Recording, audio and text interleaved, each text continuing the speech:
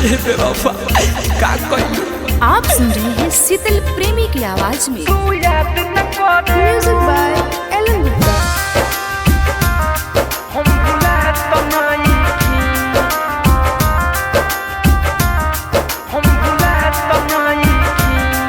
तू याद न करेलू हम भुला त नहीं की, तोहरा बिना खाना है हम खा त नहीं की।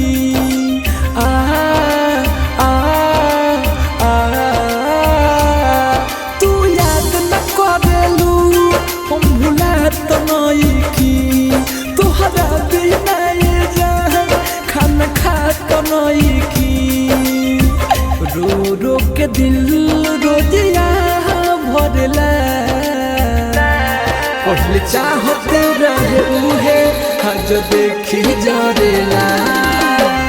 रो रो के दिल रोजिया भरला, पहले चाहते रहे उहे आज देखी जरेला। Recording by Tia Studio Ariraj.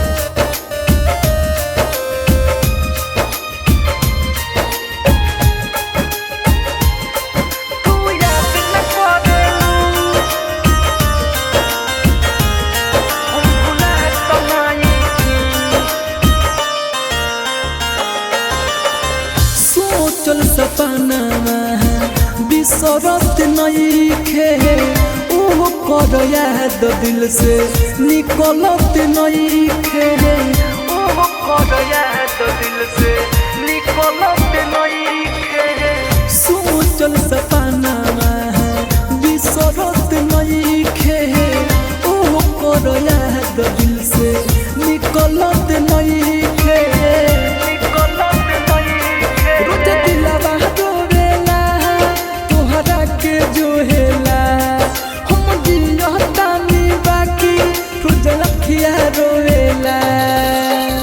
दूसरा के लगे रोज कहबल करेलू, पहले हम ही रही सुनर कब दूसरा को मरेलू। दूसरा के लगे आज कहबल करेलू, पहले हम ही रही सुनर आज दूसरा को मरेलू।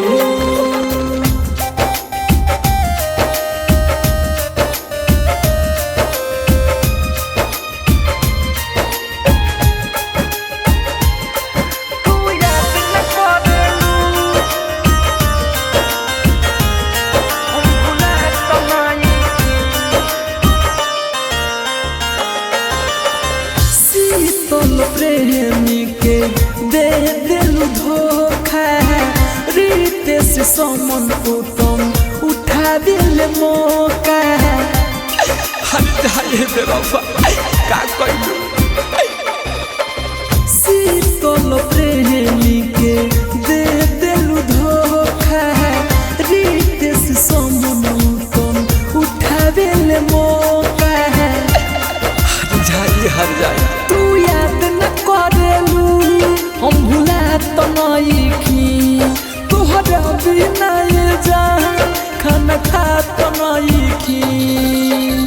रो रो के दिल रोजिया भरला, पहले चाहते रहे उहे आज देखी जरेला।